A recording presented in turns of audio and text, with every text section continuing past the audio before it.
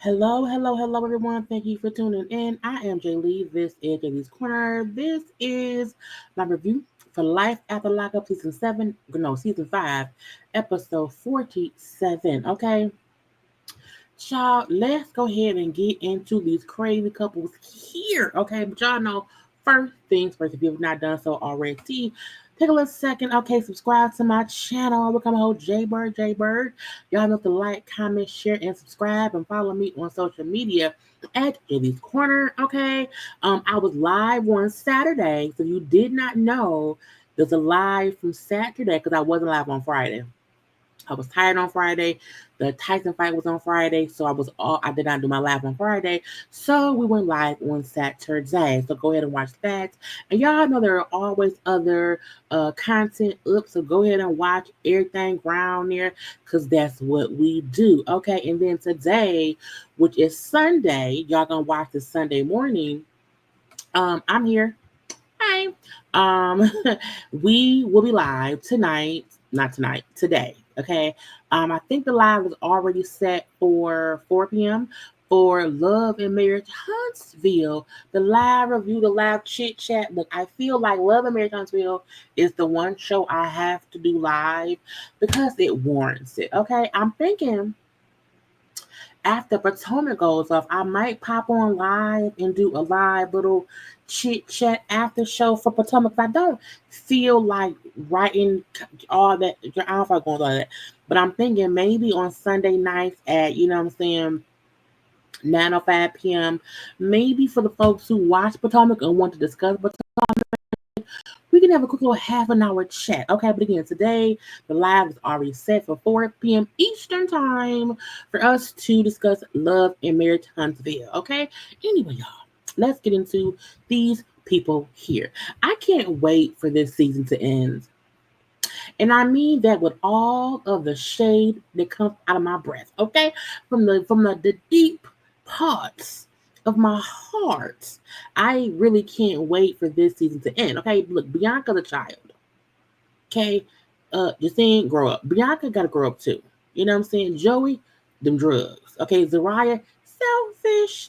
I feel like is it no redeeming qualities of the people? And I'm like, why is some of the prisoners, the people we care about the most. I'm like, some of the people who wasn't in prison is horrible people, and I mean horrible in the fact of where y'all is cuckoo could chew. Now, first, Justine and Michael. Justine and Michael reminds me of Marcelino and Brittany. What's her name? Brittany. I think her name was Brittany. But Marcelino and the girl, the redhead girl. Okay, the couple that is together, they're married, they have kids or whatever, but is run its course. And even though this is only they was on like during lockup, they did love during. So this may be what our third, maybe fourth season with them. I'm over Michael and Justine because a part of me feel like something ain't computing. I don't know. I don't know. They're boring. If they're faking things, I mean, she can't fake a pregnancy or whatever. But I just feel like we're not really getting a story, and I'm just move on, or whatever. So Michael mama came to visit because her house burned down. So because his mom's house burned down, she now came to Vegas to live with them for some time until she gets things in order. Okay. And she finds out that Justine is not only pregnant again, but she about 7, 8 months pregnant. When Justine said the baby due in 10 weeks, I said, 10 weeks. 10 weeks. I said, again, their child is 10 months. She is 7.5, 8 months pregnant. I was like, girl, okay. So mama's shocked. She's like, oh my God. Oh, ayos míos. Okay, pasa. I don't know any words in Spanish. Okay. The mama's surprised. Like, what? You pregnant? You're pregnant? Like, how far along? Oh, I'm 10 weeks away. And y'all didn't tell me. Now the mama was shocked, but said she was happy, okay, because she's like, babies is a blessing. God don't make no mistakes. I mean, do you feel like your house been burned? Anyway, but the mama said, look, my house burning down, everything happens for a reason. My house burned down, which made me have to come out here, and surprise, surprise, she pregnant. They're gonna need the help because again, she pregnant plus a new baby. Because again, the 10-month old is still a new baby. Okay, so the grandma like, look, I'm here, I'm happy, hug, hug, hug. I know you be mad at me, whatever, because of that DNA test I popped on y'all or whatever. But again, I'm here, I'm helping, I'm here for a little while, not forever, whatever. And so the grandmama was happy. I'm happy that she happy. Okay. They then said, shh, don't tell nobody else because the rest of their families don't know. Her mama don't know. His sisters don't know. The only ones that knew was their kids who lived there. Okay, not even Michael younger two kids know they got a new sibling coming. Okay, because why they're keeping it a secret. I was like, mm, mm. Okay, so grandmama there, and she do what? Get into grandma mama mode. Now look, what's her name? When my mom come over, even when she at my house or my sister's house, she is always just doing stuff. I'm like, Mama, sit down some damn way. Mama, what do you? Nothing needs to be done. Well, let's just move this over here. Mama, stop. Okay, mamas do that. They just get to doing stuff or whatever. So his mama ain't no different. Okay, I'm gonna do this laundry. I'm gonna do that. Now, Justine houses looks a bit messy. Okay, it was laundry everywhere. So mama, I'm gonna do this, I'm gonna do that, blah blah blah. Which made Justine say, oh, okay, I don't know. Because she said, I'm used to doing stuff my own way, on my own. Now, didn't her mama raise her kids? I feel like in her first seasons, her mama said I helped her raise her kids. So shouldn't she be used to mama's helping? I digress. Anyway, but her thing is I just want to be sure I don't have to worry about like you kind of taking over, like you doing all this stuff when I like doing things my way, or even if I tell the kids, I mean if I tell Michael's kids, because remember his mom helped raise his kids because he was in prison, and so she's like, I just hope that with you being here, like if I tell his kids to do something, you know what I'm saying, I don't want them thinking they don't have to listen to me. They'll look for you and say, well, is that grandma? Do we have to do that? I don't want that to happen. Okay. I want them to, kind of take me for real. And she said, no, no, no, no, no. You know what I'm saying? I would never question you in front of kids. Even if I don't agree with what you're saying, I would never, do that in front of them. Now, I would pull you aside and tell you how I feel, but I would never, question your guidance, your parenthood in front of them to where they feel like I can, supersede whatever you say. Not today, not ever. Okay. And so I said, that was good. That was good. Now, even though the mom said, I don't know why she, don't trust me, it's the DNA test. Okay. Now she knows that's the thing. And she also said, but I know because of the DNA test stuff, it may take her time to fully trust me, but I swear I'm done. Okay. The mama then said, who idea was it? Was it your idea? Was it his idea? Who decided to, hey, let's not tell my mama, his mama, nothing, okay? And then she said, well, it was kind of both our ideas. It was both our decision to keep it a secret, you know what I'm saying? But because of the whole DNA test thing. Now the mama said, look, I'm so sorry. Look, I didn't really do the DNA test. I may have gave y'all the test, but I did not secretly go and then still swab their mouth. I did not do that. I'm sorry about that or whatever, you know what I'm saying? Just please don't keep no more secrets from me. Okay, because I am the grandmama. I'm here to help. I am here to help you because look, at the end of the day, she said, you married my son. First of all, she said, you knew me before you knew my son. Okay? But you married my son. You are my family. You married into my family. Okay? So if anybody mess with you, they mess with me. Because we're family now. Okay? So just don't keep secrets from me because I'm here for you. Okay? She then say, maybe you should tell your mama. Because again, her mom don't know about that she's pregnant. Okay, and the thing said, look, my mom ain't like you. Okay, I don't want to tell her yes because I just know how she's gonna react, and I want to keep this as stress free, as positive as it can be. And if I tell my mama, that's not gonna happen. If I tell my mama, oh, okay. And I get her point in saying I know my mom will be upset, disappointed, will have child things to say. But I'm like, but you knew that before, because the mama was like that way when she got pregnant with the eighth baby. So the fact that she's pregnant with the ninth, messy. Okay, so she's like, okay, we can talk, we cool, you here, but don't you tell nobody I'm pregnant. Now we seen it in the preview for next week. She calls, says my mama, and child, the mama ain't happy. Now we got Melissa and Louie.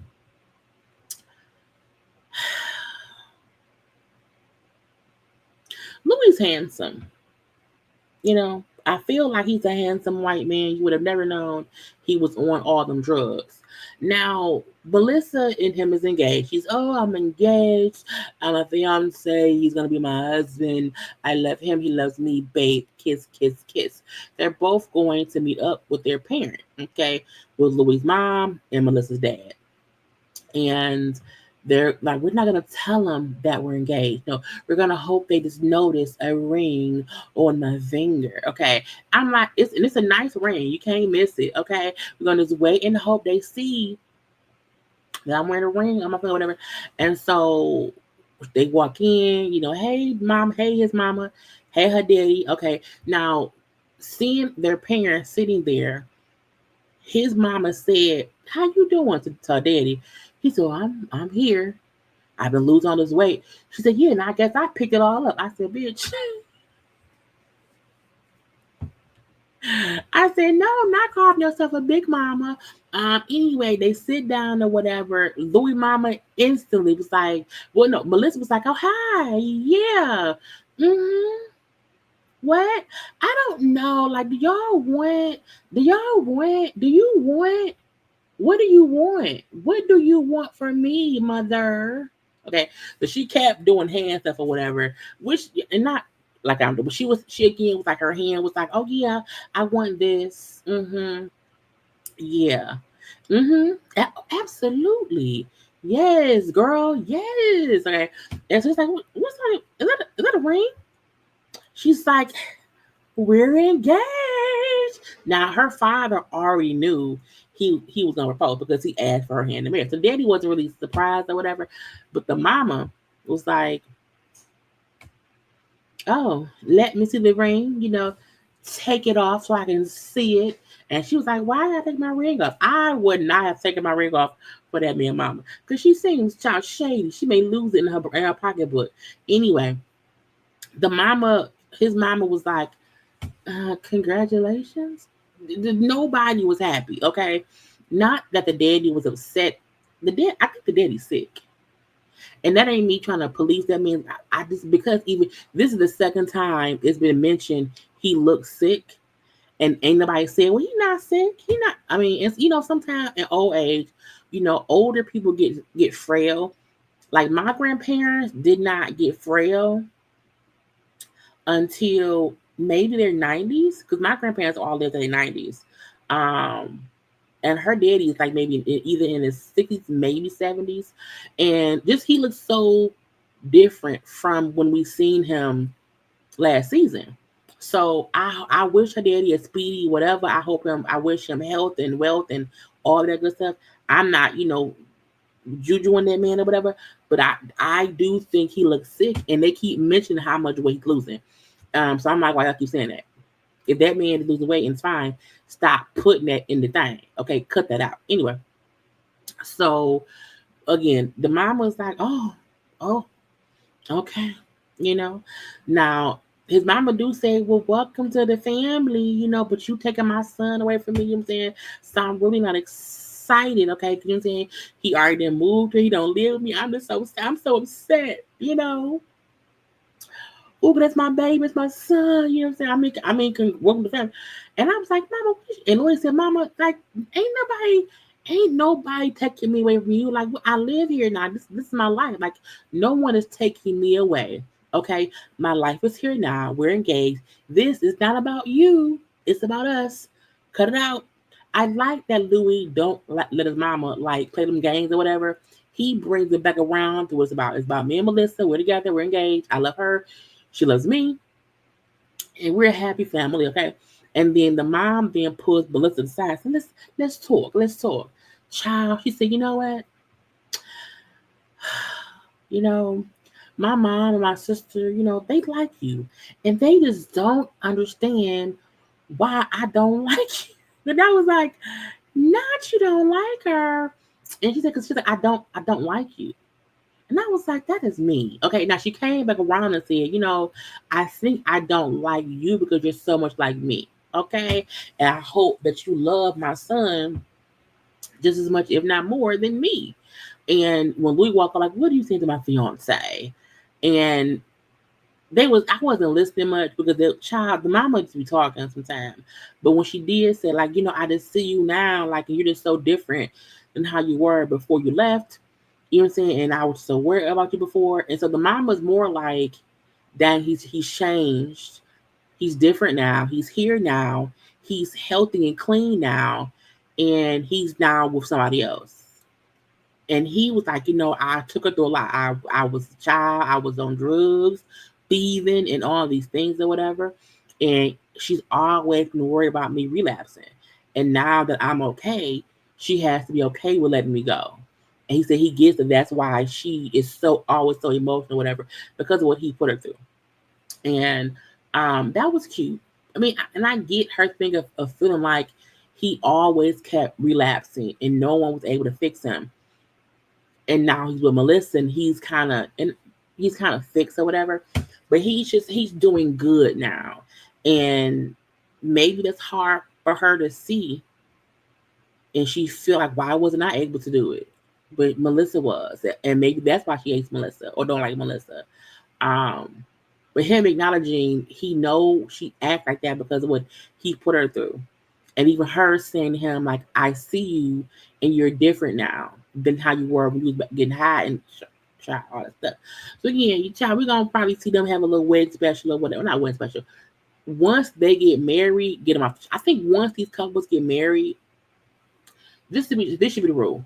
Once they get married, they should only get one season after that, and then they need to move on. Once we see them like play, once it plays out, be gone, be done. Okay, maybe in 2-3 years of follow up, but we don't need to keep following them forever. Not at all. Zeruiah and Troy, they're already on my nerves. Child, all up and through my damn nerves. Okay, Zeruiah is very, very, very selfish. She is also very, very, very childish to me because I feel like she's perfectly fine knowing her baby daddy was a deadbeat. He also was in jail too. Because remember, her ex-husband, baby daddy, was Troy's cellmate. That's how they met. She's perfectly okay with him filling the space of his absentee daddy. However, it's almost like she don't feel that same thing to want him to be there for his daughter. Like that boggles my mind. Okay, so the last episode left out with Mama Karen calling Troy saying, "Hey, we got a problem." Come to find out, she's calling him saying, "Hey, little Troy, your daughter, little Troy is upset. She misses you, or whatever. She's having a whole fit. Like she wants to see you, so I'm gonna take the train to see you with her." They live 2 hours, away up there, whatever. So, because she's having a fit and she really misses you, and I have her right now, I'll bring her to see you because again, Yana, the mama, they not, Yana and Zeruiah be beefing, or Zeruiah and Zeruiah be beefing. So the mom like, I'll bring her up there.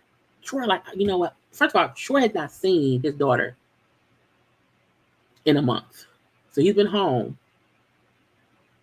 He saw her the last time, though. He saw it. And it's been a month since then, and he ain't seen her. I was like, I never understand when people get out of prison, even if a 2-hour drive, if you can drive 2 hours to see your daughter on the weekend. Because I'm like, I don't think Troy has a regular job at all. Now, I don't know if he has to get permission to go, but I'm like, it should be a standing thing. Every weekend, I should be able to drive to go see my daughter. Like, they would get that approved every week, or even in that every other week. But there's no reason in my brain that you have not seen your child in a month for a 2-hour car ride. If you could smoke weed on camera, you can get approval to go see your child, in my opinion. Okay. So he said, but mom, you know what I'm saying? I'm about to leave with Zeruiah's son, and because I don't know his name, I'm going to leave with Zeruiah's son to go to the museum. And saying, how can I come get my daughter from you or whatever when I have plans with Zeruiah's son? And I said, sir, fuck him.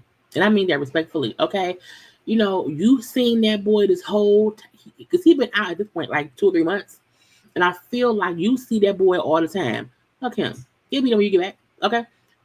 Go get your child. Now, he do take the son to go get his mom and the daughter.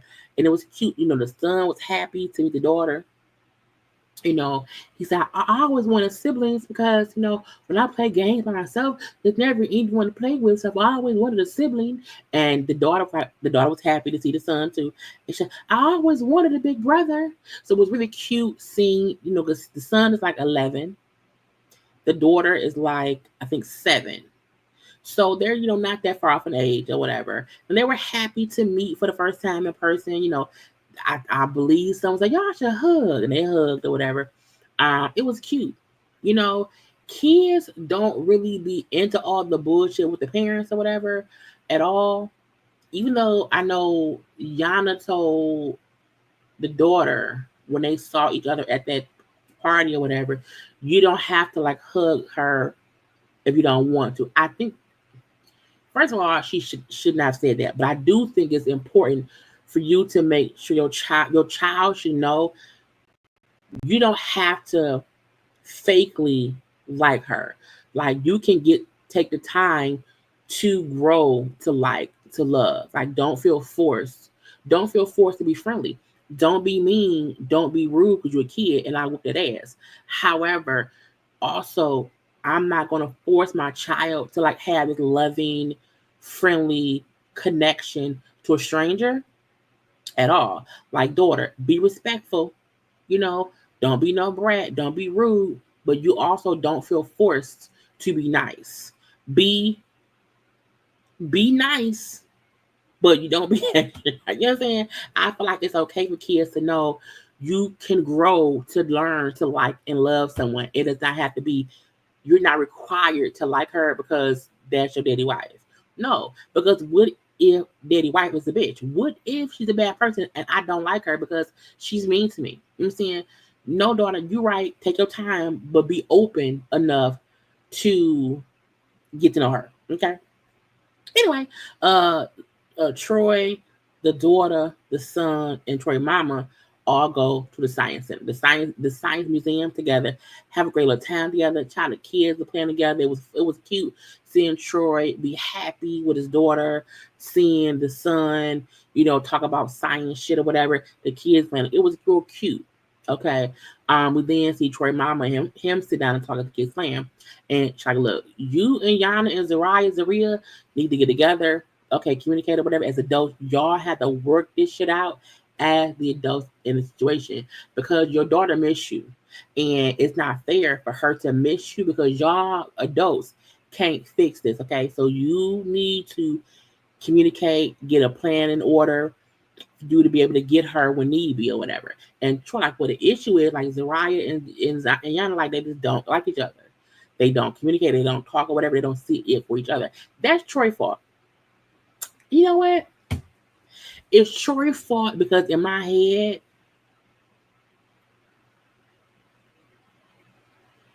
I wonder if Troy in any way had Yana thinking they could possibly still get together. And so she could have been holding on to that. Now, that's one part of it. The second part of it, Zeruiah is insecure and childish and petty and need to go the fuck up. Okay. She is okay with allowing someone to cater to her son's needs, but she does not want to shut the fuck up. Shut the fuck up and sit down and allow Troy to be a father to his daughter. And when him saying, well, you know, Yana and Zeruiah don't Like, I'm like, sir, that don't matter. It doesn't matter at all. Okay. And he said, but I want them to be able to like coexist. You know what I'm saying? Because truly, it ain't about them at all. It's about my daughter. Now, he had the right idea. He don't know how to implement it. Okay. Him saying, I want them to work it out. I want them to be able to coexist or whatever. But again, they so focused on how they feel about each other. Neither of them is thinking about my daughter. And I said, sure, that's kind of true. I mean, I think Yana kind of is, but Yana was right. I don't know her. She's a stranger. So I'm not going to allow my child to be with someone you just met. Because even if Troy wasn't in prison, let's just say he started dating some girl who he just met. They may have been married for 3 years at this point in time. They met in prison. He was in like they don't know. They didn't know each other. So Yana had the perfect response. I don't know that girl. You don't know that girl. Okay, you first get to know her, and then my child come around. So, and that was when he had been home for what, a couple of days. Bitch, you met that girl 2 days ago. I don't care. She's your wife. She's a stranger to my child. So until we get to know her, no, she can't be around my kid by herself. I agree with Yana in that. But however, y'all have to work up to that. Meaning if Yana feel like, she don't want Zeruiah around her child by herself, Yana, you have to come around, and y'all also have to go visit them and spend time. Okay? Anyway, with me, it's like 3 days later or whatever. And Troy is like, you know what? And at this point, little Troy is back at home. And Troy tells Zeruiah, hey, I want Troy to come back and visit because we're having this community day or whatever. And I want her to come here and see me and see what I got going on. See her father doing things here or whatever. And I'm a good person or whatever. And he goes to Zeruiah. Now, why would you want me and your baby mama to coexist? I don't like, I'm like, girl, it ain't about you. Him saying, hey, I want my daughter to come up here. And it's our anniversary, okay? Why would you want that drama? I'm like, it may not be drama. That's why I feel like 48%, no, I'm taking that back. 59% of the issue is Zeruiah. The other two halves is Troy and Yana. But Zeruiah is the bigger issue because I'm like, girl, because you are the new wife, you are the stranger, you do have to suck it up and make sure Yana know you ain't no issue. And if Yana's a bitch, whatever, let her be the bitch to you and make her look dumb. But right now, why you look dumb. You look dumb bringing up how you would feel with his child's mama around when he just wants to see his daughter. The only way for him to get to know, for Yana to get to know you is for suck it up, buttercup. Suck it up, okay? Now, she said, well, fine. Fine. You know what I'm saying? You just have to do something special for me for our anniversary. If you want your child, your daughter, and your baby mama to be here, girl, I ain't like it. Okay? So Troy then called Yana. Now, Troy absolutely uses a voice and a tone to get Yana to do what he wants. I know the tone. I know it. You know what I mean? I be like, look, I want you to come out. I want Troy to come out here to visit, see what I'm doing or whatever. If you don't want to come, can you please send her with my mama? I want to see her and sure, blah, blah, blah, blah. But if you do come, you will not have to deal with Zeruiah. You can just deal with me. I just want my daughter to be here to show you I'm a great father. And she agrees to come. I was like, child, it's gonna get messy. It's gonna get messy because Zeruiah and Yana don't know how to coexist for the betterment of that little girl. And that's the bad part. Yana gotta grow up a little bit. But again, I get her saying, but I don't know you. But you can only say that for so long. Okay, so we shall see. Next up, child, Bianca and Daniel, a train wreck. They are a whole train wreck. because I don't know. One, Bianca is a child who needs to grow up, and she don't even know what she wants. Okay, first of all, she can't cook eggs.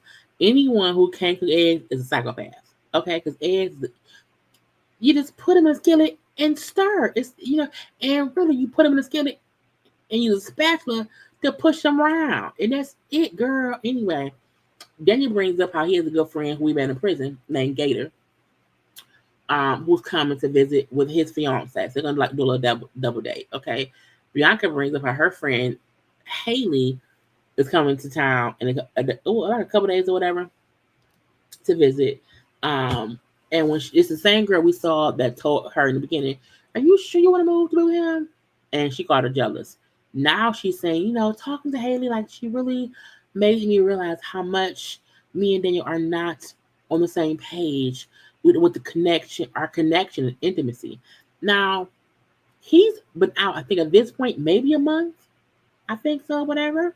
And so they're not having the best sex that she likes. But I don't think she know what she like. Okay. And so when Bianca said to him, I found a lady, a sex therapy lady who can help us fix our sex life. Okay. And we're gonna go see her. Now, Bianca said they was in the joint confessional. Bianca said he just kisses me for a few seconds and then tries to stick it in. Okay. He's rough during sex. He be twisting my body up or whatever in weird ways. He said, well, we were sexting when I was in prison, and you said you like rough sex. Clearly he don't know. Daniel is like a virgin. Like a virgin. Ew. Touch for the very first time. Like a virgin. Anyway, he's like a virgin. So he like, look, I don't know much about sex, okay? And again, you told me you want rough sex, I be rough with it, okay? He said, like, I mean, like handcuffs, a little spank is fine for rough sex, okay? But like, it'd be a lot, okay? She then told him, I don't think you know what a clit is, okay? Because when you touch my coochie, I said, girl, what? Now they were bleeping her word. They bleeped her career lips. She said, you don't know what a clit is. And you be touching my coochie lips as if that turn you on, but I don't feel that. Like that doesn't do anything to me. And I said the fact that he don't know that, he don't know a lot of men don't know nothing about child love. If you don't do some pressure points around here, but also the fact that she's not telling him where. Do you know what your clit is? If you know, tell him. The fact that she's saying, you don't do this, you don't do that, you only touch my cooch lips. I'm like, ma'am, tell him, hey, hand go here. Put his hand where you want it. The fact that you can instruct him on what to do is why he don't know what to do. The reason that most grown men don't know things is because the women they bang in their younger years never said, hey, no, don't do that. Hey, not right there. Hey, use 2 fingers and not 3. You know what I'm saying? You have to tell the man, this is what I like. This is where the clit is. Okay, right here. You know what I'm saying? So she's saying, you touched my lips. I don't feel that. Well, when he did it, what did you say? Did you say, hey, move your hands through the canal and do this? Like what happened? Okay. Not getting he then silly. I don't know what the clit is. I don't know body parts. I don't know sex. This fool said the vagina is like spaghetti. It's like spaghetti and a maze. I'm like, spaghetti and a maze? And ironically, that is very normal thinking in my head because spaghetti is real wet, moist, soft. You can move on through it. In a maze, you don't know where to go. You don't know where to go. I was like, that was a good analogy or whatever. He said, I hope the sex therapist can draw me a map. So I can find it. And I said, bitch, Daniel was funny. He's funny because I'm like, not spaghetti and a maze, and I need a coochie map. I was like, child, I guess so. But I mean, some men need a coochie map.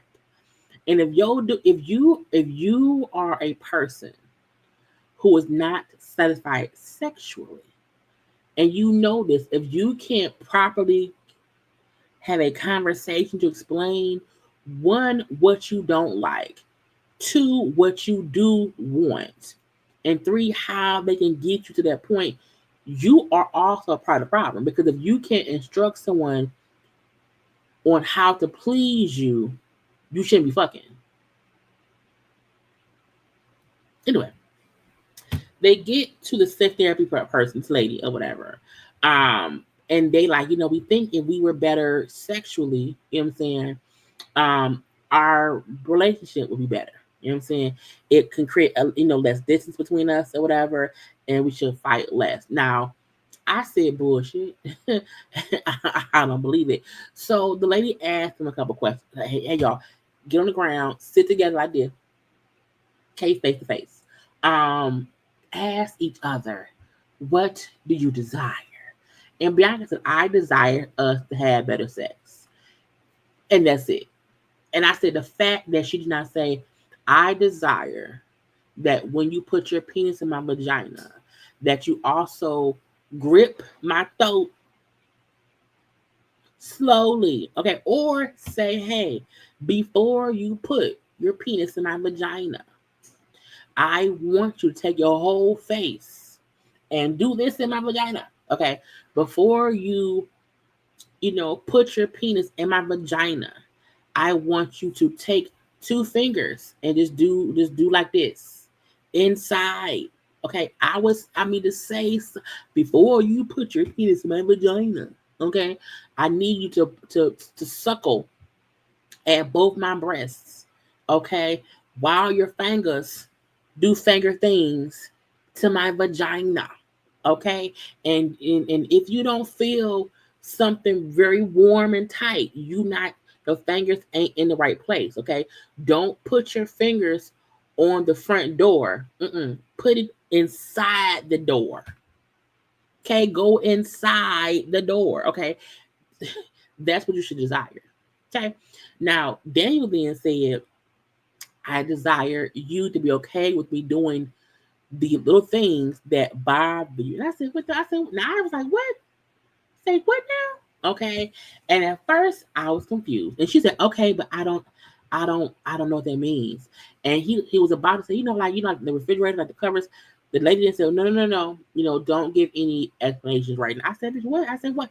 But I'm confused too. But I think what he meant was, there are things I do that I do because I just want to, like fixing the covers, like cleaning the refrigerator. Things I do that's just regular things that bother you. I just hope you will let me do them. Let me fold the cover. Let me clean the dishes. Let me do these little things. Even though it bothers you, I desire for you to be okay with me doing these little things. But she didn't get to let them explain that. That's what I thought he meant. And I said, well, that makes sense to me.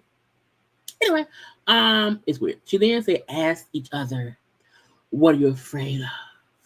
And she said, I'm afraid that he will leave me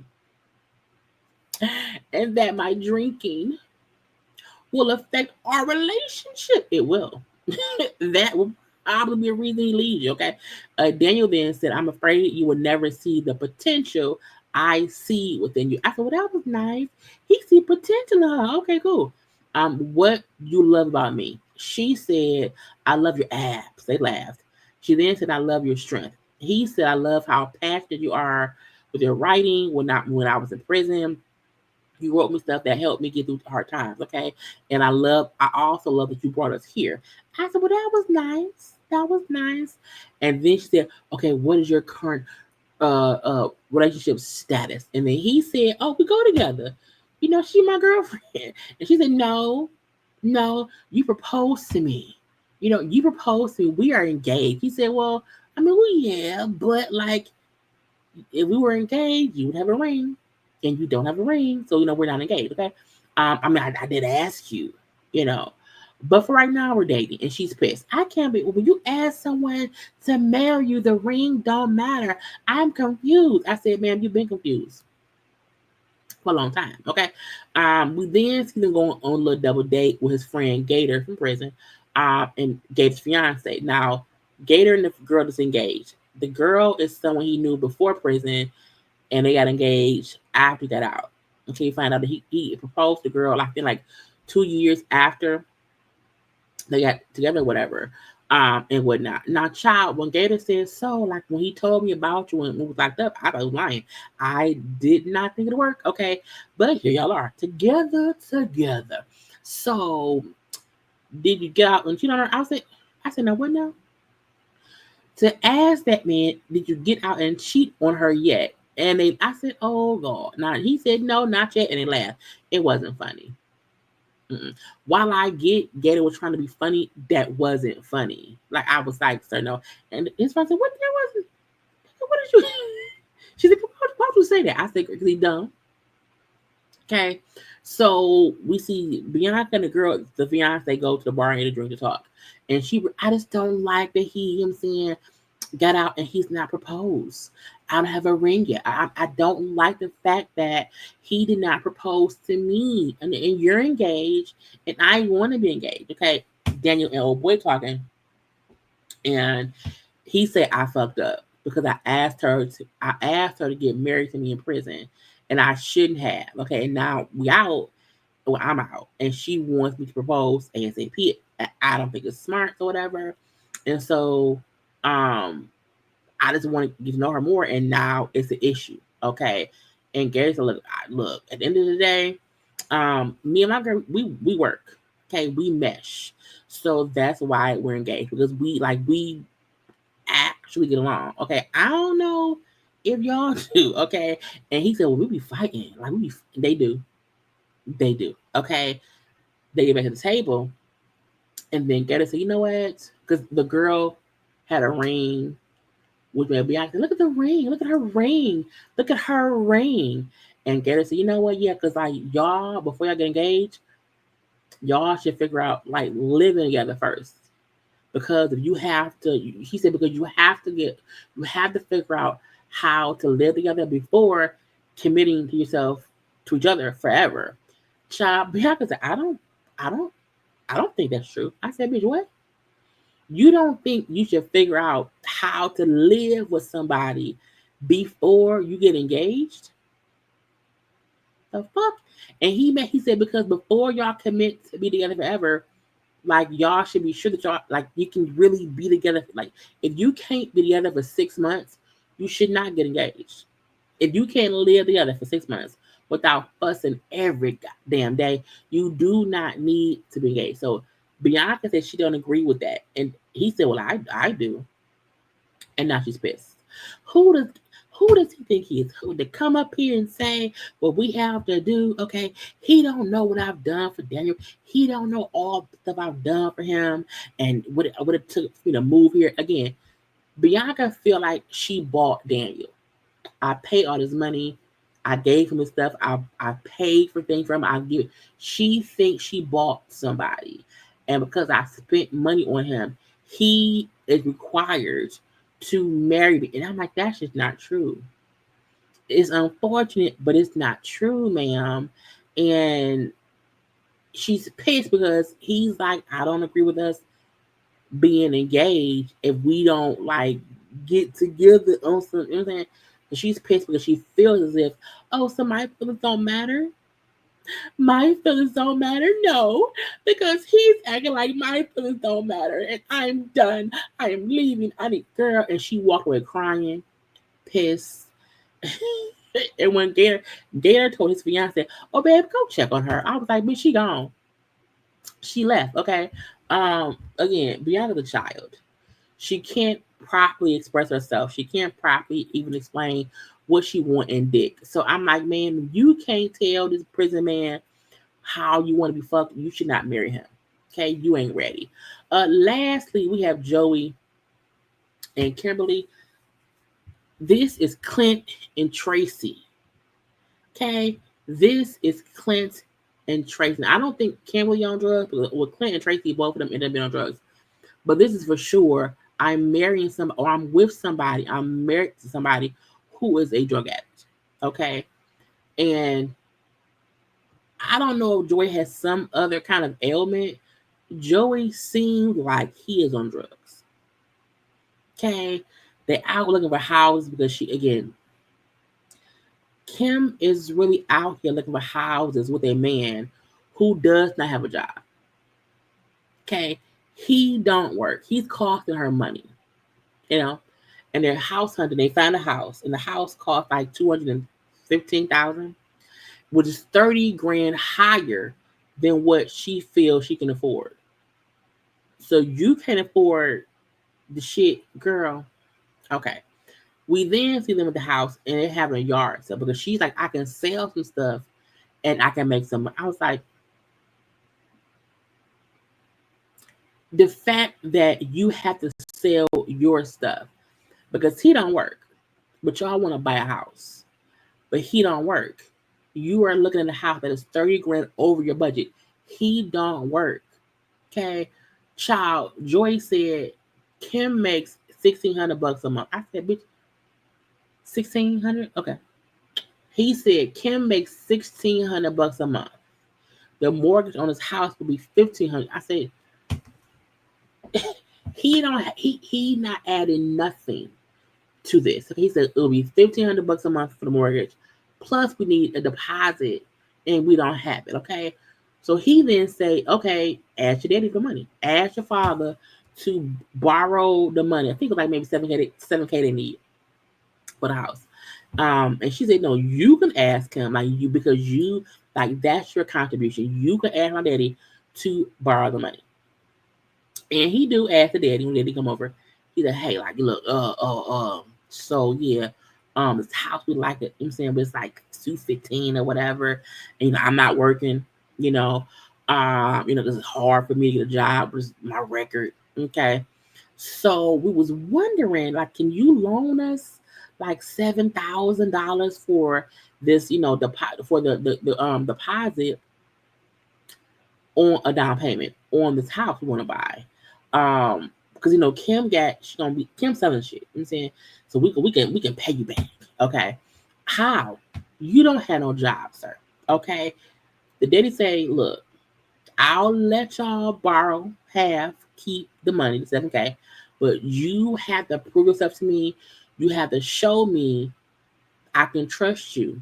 You know, you have to do better. I know it's hard to get a job, but you have to do whatever you can to get whatever kind of work. Okay. But I'll let y'all, get the money. He said, the daddy said, I'm only giving the money because I made it clear his name cannot be on the deed. I was like, that he's smart. He said, yes, I'll loan y'all the money. However, his name can't be on the deed, meaning no matter what happens, he has no claim to the house. He don't have no job, no money. He should not be on the deed at all, okay? He said, also, I'm not giving the money to him per se. I'm giving it to my daughter for her and her sons. It ain't about him. Yes, he asked me, cool, but I'm doing it because she needs a house. So, boom, pow, pow. Okay, so we then see, because the daddy giving her the money, child, she said, we going to the bank to open up a joint. I said, a joint what? She and Joey go to the bank to open up a joint account. I said, bitch, no. You're stupid. You already have an account. Use yours. Y'all don't need no joint account. He don't know how to handle her debit card. She said this man will go up to the store for detergent and will come back and spend $200 for stuff we don't need. Okay. He can't budget money. Why would you get a joint account that he has full access to? He gonna spend all your money, all of it. Okay. I said that's dumb. Now the bank manager, like, you gotta put both your credit reports. And she said, oh, well, he never really had credit because like he was in prison. And I said, flag number one. Okay. So Joey seems weird. He seems tired. He seems irritable, okay? And when they asked, hey, get your phones out because y'all can download the app, the bank app. He said, I don't know what my phone is. He's like, why you don't, why? Is it in the car? Yeah, he goes to the car to get it. Now, while he's in the car, she asked the bank man, so, like, can there be a spending limit?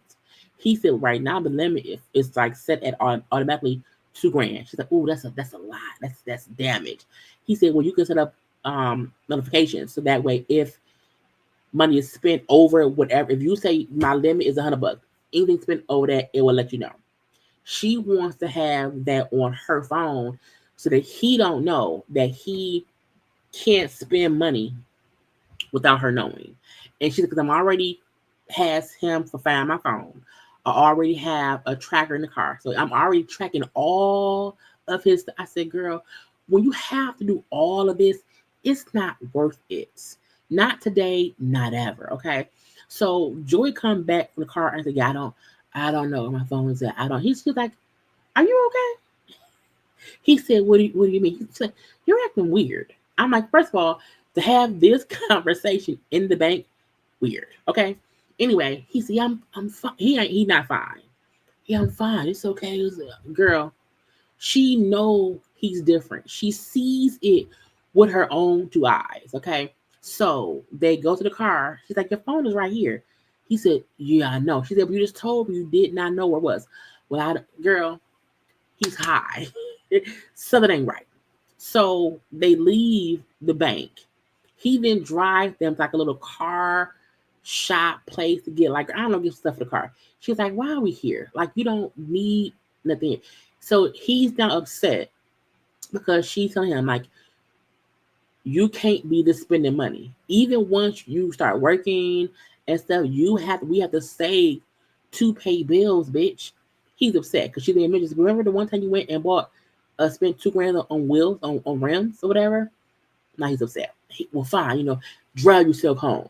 But they end up going home together. He's high. Okay? Either he's high or he's sick and needs a doctor. Okay? So they go back to the house. He go take a nap. Why you sleepy? You ain't did nothing. He's either high or going through withdrawal. One or two. So his mom at the house watching the kids. So his mom and her go outside and talk. She's like, because then he came out in the house and went to go to bed in the middle of the day after not working at all. Okay. So Joey's mom and Kim talk outside. She's like, something's up. Today he couldn't even hold his head up. He kept like dozing off or whatever. He seemed exhausted, and something's off. Okay. Have you talked to him or have you noticed him be different? The mom said, recently he don't talk to me much like he did when he first came home, like at all. Which meant I don't know what's going on because he has now cut off access to him and is not how when he first came home talking. Now, no. Okay. Kim then said at his last PO appointment, she took a screenshot of his watch because there was he sent a text from his watch that said to somebody, we don't know. He sent a text saying, I'm leaving my phone at home. Don't text my phone. Don't call my phone because I'm not going to have my phone. But I will see you in 15 minutes. And she's like, I don't know who it was. Even that day at the bank, when he got pissed outside or whatever and told her to go drive herself home, he called a friend of his to come get him before she pulled up and said, we're in the car. And it's a friend that was like a drug addict friend that was passed. So, I mean, she's putting two and two together, to where he's sleeping and it's weird. He can't stay woke.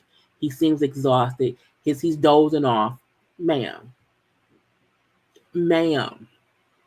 Okay, is a weird text of him, and he keeps leaving his phone either in the car or just not wanting her to get to it. And then she said, I don't want to ask this question. Do you think he's, using again? And the mom said, I've seen him like this before. And if he's hanging out with his old friends, that ain't a good sign. Okay. And when Kim said, I am trying to get in front of whatever this is, whatever he's doing, I'm trying to catch it before it gets too bad, even if that's not a real thing to do. I said, girl, you can't catch nobody who's an addict before because he's already getting high again. You know what I'm saying? And the mom then said, like, I've seen him act this way before. And at those times when I've seen him act this way, I never knew if I would see my son alive again because he was getting high. And she's like, I've cried for him a lot already, and I don't want to do it again. So Kim crying because she's sad. I'm scared because if his mom is saying this is what always happens, I've seen him and this is what it is. If the mom is scared, I should be scared too. The following day or whatever, Kim's like trying to get him up to go to church. And he's like, oh, I'm so tired. She's like, you slept 12 hours. You know, he said, I don't feel good. Like my stomach hurts. You know, I'm cold. Oh, I've been sweating. I couldn't get up off the bathroom floor. Like I think I need a doctor. And I was like, what the fuck? Okay. So Kim then calls some doctor's office trying to get him an appointment with a PCP, his Medicaid insurance. And they're like, we have openings like in a month or so, whatever. She's like, no, I need someone now. And she said, where's your Medicaid card? He said, I think it's in my car. She, okay, because I'm sick, I can't move, I'm tired. He's in the bed not want to move. But he then said his Medicaid card is in the car. When she then said, I'll go get it, he's like, no, I'll go. Child jumped up, puts clothes on. He's on drugs. And she's like, why does he not want me in the car? Like, what is in the car that he don't want me to see? Like, why would you, if you're so sickly and you can't move, but when I mentioned I'll go to your car, now you can move. You can't find it. You didn't find it either. Okay.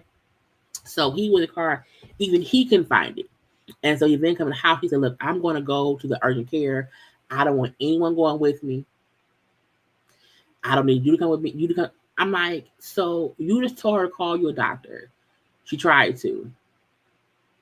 Now you want to go by yourself to urgent care. You don't want cameras coming with you. You don't want her coming with you, whatever. He wants to go get high, you know. And we see him like dash the car, like, leave me alone. He then took the camera down in the car. And I'm like, girl, run. And she's in her confessional crying. Was it confessional? Maybe she was just talking outside the house. So like, you know what? I love him with everything in me. I love him, but if he's on drugs, I can't I'm done. I am done because my kids come first. I'm a mother. I'm happy he said, fuck him. If he high, I can't have that around my kids. But I'm also thinking, you see the signs of what he's doing. And while she is not accused of being high, she see he's high, or he's at least hiding something. Get your kids out that man's way. Okay, ma'am? Get him out the way. Because no one, I say, to me, it sounds like he's going through it. Sounds like he got high. And then he's now coming down off that high. And he's getting sick. Because she then said, well, no, if he was on drugs, he could be puking. We then hear him in the bathroom puking. It's motherfucking crack. I'm like, no, he's on the drugs. So we'll see what happens next time. Child, somebody fix it. Anyway, again, I will be live today at 4 p.m. to do Love and Marriage Huntsville and stuff. And I will talk to y'all then. Do not forget to like, comment, share, and subscribe to my channel. I gotta go. I love you all. Bye.